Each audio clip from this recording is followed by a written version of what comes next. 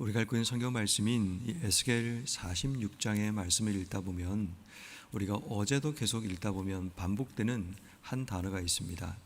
군주라는 단어가 어제도 굉장히 많은 횟수가 등장하게 되죠.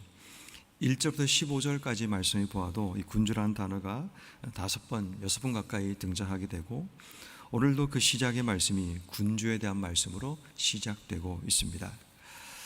어떻게 보면 이 에스겔서의 성경적인 배경은 포로기 이후에 하나님께서 이스라엘 백성을 위해서 성전에 대한 환상을 주고 계시는 그런 장면입니다.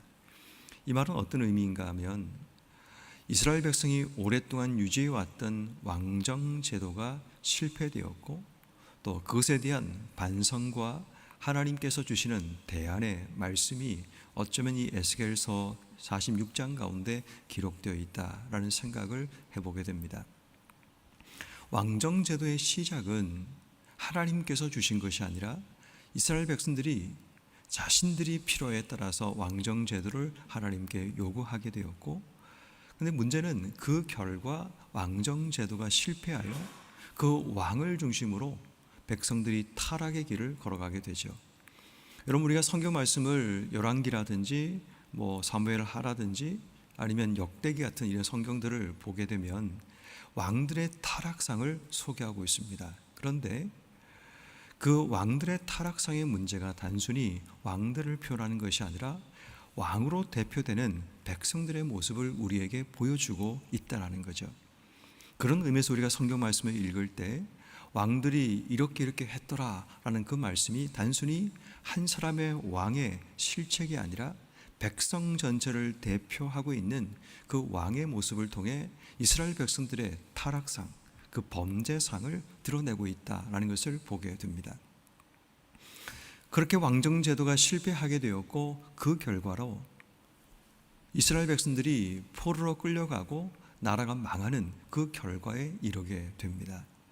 그래서 오늘 성경 말씀에 이 군주라는 단어를 우리가 읽을 때 단순히 그냥 군주를 위해서 이런 특별한 예우를 지금 성경이 가르치고 있다라고 읽으면 안 되고, 하나님께서 이 군주라는 직분을 가진 자에게 새롭게 주시는 역할이 무언가를 우리가 읽어낼 수 있어야 한다는 겁니다. 다시 말해, 우린 지금까지 군주라는 이 자들의 역할을 통치자라고 이해를 했습니다. 그런데 우리가 지난 시간에도 어제 읽었던 말씀을 보면 그 군주라는 자가 통치자의 역할만 주어지는 것이 아니라 군주가 하나님 앞에 예배자의 역할로 등장하고 있다는 사실을 보게 되죠. 그 군주가 하나님 앞에 어떻게 예배해야 되고 어떤 문으로 나와서 하나님께 어떤 제물을 가지고 예배해야 되는가. 다시 말해 성경이 우리에게 말해주고 싶어하는 것은 군주라는 자가 가지는 역할이 통치자가 아니라 먼저 하나님 앞에 예배자다라는 것을 이야기하는 겁니다. 그렇다면 여러분, 이것은 우리에게 주시는 적용의 말씀은 내가 세상적으로 힘을 가지고 있고 내가 세상적으로 권세를 가지고 있다 할지라도 우리가 먼저 기억해야 될 가장 중요한 핵심은 내가 하나님 앞에 예배자가 되어야 한다는 겁니다. 내가 이 땅 가운데 통치자가 되려고 하는 것이 아니라 그것은 교회도 마찬가지, 가정도 마찬가지, 내가 운영하고 있는 사업체도 마찬가지입니다.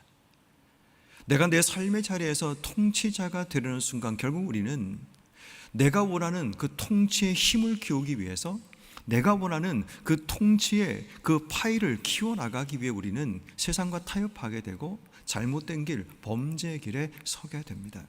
그 결과가 이스라엘이고 그 결과가 유다라는 사실을 우린 발견하게 되죠. 그래서 하나님께서는 새롭게 만들어 가실 그 새로운 성전과 함께 이스라엘 백성들에게 이제는 통치자라고 불려지는 군주들이 하나님 앞에 먼저 예배자로 서야 한다라는 메시지를 우리에게 주고 계시는 겁니다. 그리고 오늘 성경 말씀인 16절 이하의 말씀에 보면 그 군주에게 주시는 기업에 대한 말씀을 이야기하고 있는데 16절 말씀입니다. 군주가 만일 한 아들에게 선물을 준즉 그의 기업이 되어 그 자손에게 속하나니 이는 그 기업을 이어받음이니라. 하나님께서 군주에게 주신 선물, 기업이 있으면 그 기업이 계속 이어지게 한다는 거죠. 그 다음 절 17절 말씀에도 마찬가지입니다. 군주가 만일 그 기업을 누군가에게 선물로 줍니다. 그래서 그 종에게 속하여 희년까지 이르게 되는데 그 후에는 다시 군주에게 돌아간다는 겁니다. 왜냐하면 군주의 기업은 그 아들로 계속 이어져야 하기 때문입니다. 다시 말해 하나님께서는 이 땅의 통치자, 군주라고 힘을 가지고 물질을 가지고 권세를 가진 자에게 그들의 기업을 하나님이 보존해 주신다는 겁니다. 전제가 있죠. 하나님 앞에 예배자로 서는 삶을 의미합니다. 우리가 하나님께 먼저 통치자가 아닌 예배자로 하나님께 먼저 서게 되면 하나님께서 우리 인생 가운데 기업이 이어지게 하시는, 그 기업이 나에게만 끝나는 것이 아니라 내 아들에게 이 기업이 이어지게 하는 그런 하나님의 은혜를 우리에게 부어주신다는 약속의 메시지가 바로 통치자들에게 이어지게 됩니다. 그리고 하나님이 한마디 더 말씀하시죠. 18절 말씀이에요. 군주는 그 백성의 기업을 빼앗아 그 사람에서 쫓아내지 못할지니 군주가 자기 아들에게 기업으로 줄 것은 자기 산업으로만 할 것이라. 백성이 각각 그 산업을 떠나 흩어지지 않게 할 것이니라. 자, 여기서 중요한 단어가 뭐냐면 군주가 자기 아들에게 기업으로 준다는 것.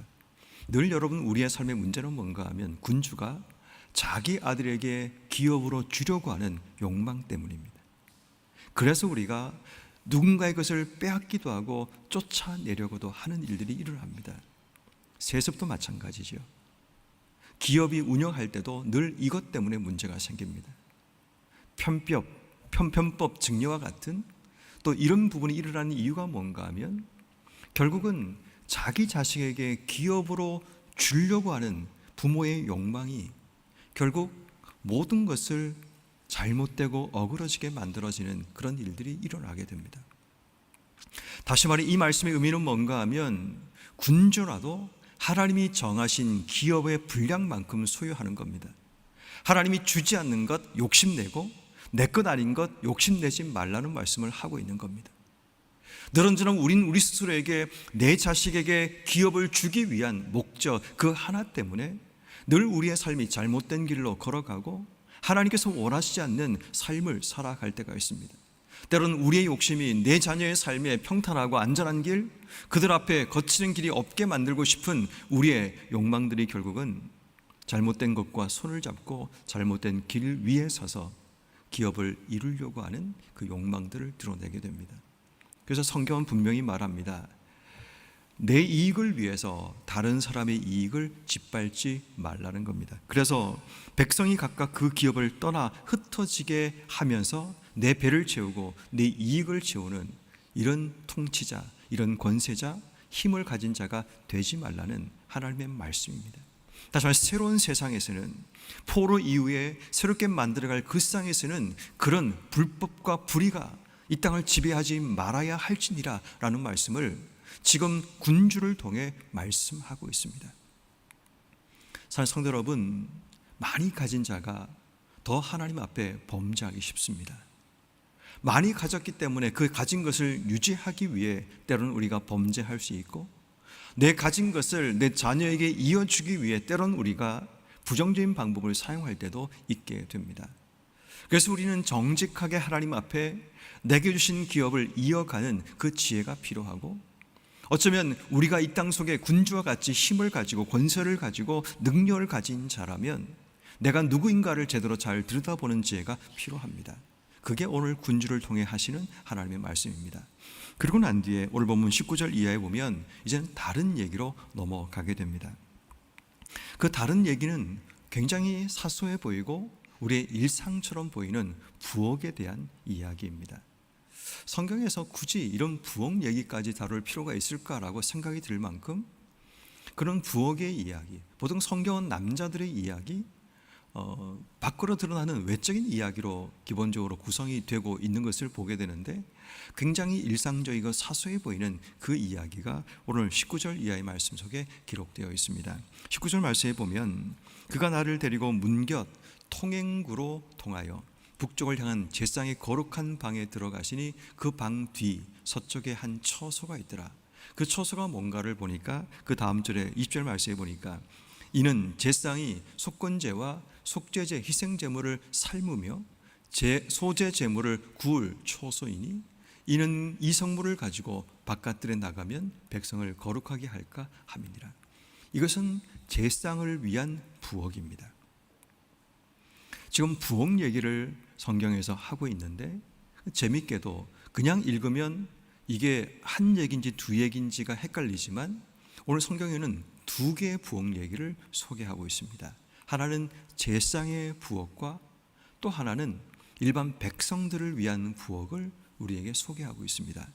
자, 금방 읽었던 42절 말씀은 제사장이 사용하는 제사장의 부엌을 이야기합니다. 속건제와 속죄제 희생 제물을 삶아서 그것을 구우는 처소가 바로 이 제사장의 부엌입니다. 그런데 21절 말씀에 보니까 이제는 나를 데리고 바깥들로 나가서 뜰 네 구석을 지나가게 하시는데 그 뜰 매 구석에 또 뜰이 있는데 거기에 보니까 22절 뜰의 네 구석 안에 집이 있습니다. 23절 그 작은 넷뜰 사방으로 돌아가며 부엌이 있고 그 사방 부엌에 삶는 기구가 설비되었는데 24절 그가 내게 이르시되 이는 삶는 부엌이니 성전에서 수송드는 자들의 백성의 재물을 여기서 삶을 것이니라. 자, 단순히 보면 오늘 성경 말씀에는 제사장을 위한 부엌 하나와 백성을 위한 부엌 하나로 구분되어 있습니다. 하나는 성전 안에 안뜰에 위치하고 있고 다른 하나는 바깥뜰에 위치하고 있습니다. 왜 이런 구분들이 일어나게 될까요? 제사장을 위한 부엌은 제사장들이 먹는 성물을 의미합니다. 백성들이 하나님께 제사로 드렸던 그 제물 가운데 제사장들에게 할당되어 있는 그 제물, 성물을 삶는 부엌이 앞서 말씀드린 제사장의 부엌입니다. 그처럼 백성들이 함께 먹고 나누는 화목제물과 자원제물 같은 것을 함께 삶아서 먹게 되는 그 부엌이 바로 바깥들에 있는, 바깥들이라고 해가지고 성전 밖이 아닙니다. 성전 안에 바깥들이라는 것은 백성들이 하나님께 예배드리는 그 공간이 바깥들입니다. 그 바깥들의 한 공간, 뜰에 또 다른 뜰에 이런 부엌, 삶는 부엌이 있다는 것을 이야기합니다. 지금 성경은 우리에게 뭘 얘기하고 있는가 하면 하나님의 목적에 따라 구분된 장소에 대한 이야기를 하고 있습니다. 목적에 따른 구별된 장소. 여러분, 우리가 생각할 때는 같은 성물이잖아요. 모두가 하나님께 드려진 성물이잖아요. 근데 하나님께서 그 목적을 위해서 구분해서 세우셨다라는 겁니다. 여러분, 우리 각자도 똑같은 사람이지만 하나님 목적을 위해서 세우신 자리가 다를 수 있습니다. 하나님이 하나님 목적을 위해서 우리를 세우신 자리가 다를 수 있다는 겁니다. 그 자리가 불공평한 것이 아니라 하나님 목적이 있는 장소에 우리를 세우셨다면 우린 그 장소에서 하나님이 원하시는 일들을 이루어 가야 한다는 겁니다.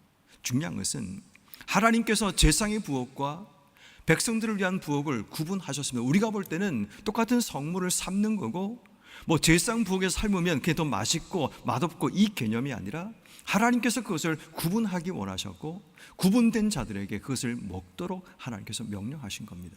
그리고 말씀하시죠. 2절 말씀 뒷부분에 보니까 제사장의 부엌에서 삶았던 그 제물을 가지고 바깥들에 나가면 백성을 거룩하게 할까 함이니라. 이 말을 지난번에 한번 말씀드린 적이 있는데 백성에게 해가 될까 두려워한다라는 말씀입니다. 다시 말해 같은 음식처럼 보이지만 제사장 부엌에서 구운 또 삶은 그 음식이 제사장이 아닌 다른 백성에게 넘어가게 되면 그 백성이 그것을 먹고 해를 입을 수 있다는 겁니다. 다시 말해 이들이 거룩하게 구별하는 목적은 뭔가 하면 그 하나님 목적 때문에 구별하는 게 첫 번째라면 두 번째는 내가 구별하지 못함을 통해 누군가의 삶에 해를 끼치는 것, 그 삶 때문에 그들이 구분하고 구별하고 있다는 겁니다. 그래서 우리는 오늘 말씀을 쭉 읽다 보면 하나의 정의 속에 나가게 되죠. 그것은 거룩이라는 말에 대한 다시 한번 우리에게 주시는 하나님의 교훈의 메시지가 있다는 겁니다. 거룩이 무엇인가? 라고 얘기할 때 거룩이라는 것은 하나님 앞에 우리가 어떻게 서는가가 거룩입니다. 내가 하나님 앞에 세상에서처럼 통치로 서는 것이 아니라 내가 하나님 앞에 예배자로 서는 것이 거룩의 시작입니다. 여러분, 우리 모두는 세상에서 어떤 직업을 가지고 어떤 권세를 가지고 어떤 힘을 가지고 얼마나 많이 가졌느냐, 얼마나 많이 높으냐, 이게 중요한 게 아니라 하나님 앞에는 우리 모두는 똑같습니다. 하나님 앞에 죄인입니다. 하나님의 은혜가 필요한 사람입니다. 그거 외에는 아무도 없습니다. 교회 오는 누구도 마찬가지입니다. 국회의원이든 대통령이든 장관이든 아니면 기업의 총수이든 상관없습니다. 그가 이 자리에 왔다는 것은 그가 세상 속에 통째로 온 것이 아니라 하나님 앞에 예배자로, 내가 하나님께 죄인이라는 그 자각으로 와서 하나님의 은혜를 구하며 이 자리에 앉아 있는 거지, 내가 이 자리에서 통치자라는 것을 자랑하기 위해서 내가 가진 기업과 힘을 자랑하기 위해 온 것이 아니라는 이야기입니다. 우리 모두는 하나님 앞에 어떤 자인가를 제대로 자각하는 것이 거룩의 시작입니다. 내가 하나님 앞에 죄인이고 하나님께 예배자라는 바로 그 자각이 우리의 삶의 거룩의 시작이라는 것, 성경은 우리에게 그 거룩함을 우리에게 말하고 있습니다. 두 번째 거룩이라는 것은 하나님 목적을 위해 구별된 자리에 서는 것이 거룩입니다. 내가 볼 땐 똑같아 보이지만 하나님께서 구별하신 목적을 위해 우리의 삶이 분명히 구별된 자리로 나가는 것, 내가 볼 때는 이 자리나 저 자리나 크게 문제가 없지만 하나님께서 우리에게 거룩이라고 말씀하시는 바로 그 거룩의 메시지를 담아 하나님께서 목적하시는 것에 따라 내 삶이 그 거룩한 자리에 구별되게 서는 것, 이것이 바로 거룩이라는 것을 우리에게 말씀합니다. 그리고 마지막으로 거룩이라는 것은 하나님께서 내게 주신 은혜를 거룩하게 사용하는 삶을 바로 거룩이라고 이야기합니다. 군주에게 자기에 주어진 힘이 있든지 제사장에게 자신에게 주어진 성물, 그것을 거룩하게 사용해야 됩니다. 그것을 함부로 사용하다가 다른 사람을 쫓아내거나 힘들게 하거나 제사장이 주신 하나님의 성물을 가볍게 들고 가다가 누군가가 그것을 욕심을 내고 누군가 손을 대게 만들어 누군가를 해를 끼치는 것은 거룩이 아닙니다. 그러면 오늘 우리가 이 땅의 삶을 살아가면서 무엇이 거룩인가를 제대로 아는 게 필요합니다. 하나님 앞에 내가 누구인가를 깨닫는 것이 거룩이고, 하나님 목적을 위해 내 삶의 자리를 구별하는 것이 거룩이고, 하나님 주신 은혜를 가지고 내가 삶을 제대로 살아내는 것이 거룩입니다. 그러므로 오늘 하루 주신 삶의 자리에서 하나님, 내가 거룩을 세워가기 원합니다.